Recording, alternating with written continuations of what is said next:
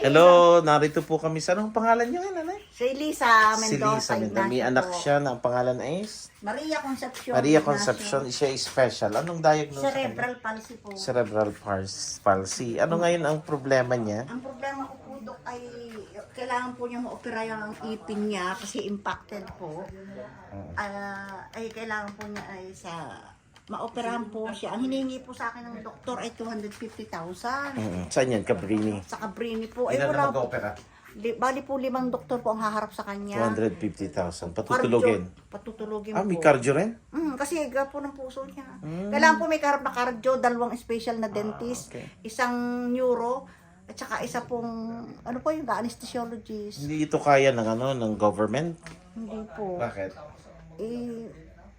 Iwan ko po, sabi po sa akin, mahirap daw po sa government, sabi po sa akin sa City Hall. Kasi lumapit po ako dyan. Bakit? Bakit hindi nila kaya?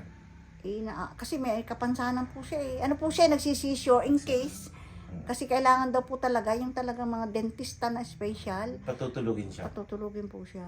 Patutulugin muna. Napaano ko na po siya, kaya lang. Wala Sige. po akong pera. Walang pera. 250. Opo. Lalapit natin sa mga doktor na matitino at may Salamat po, Dok. baka sa Batangas Sana- Dental Association Salamat.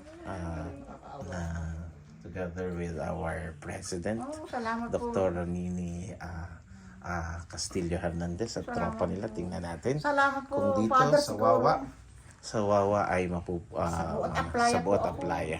Purok Sige. 7 po. Okay, God bless. Bye-bye.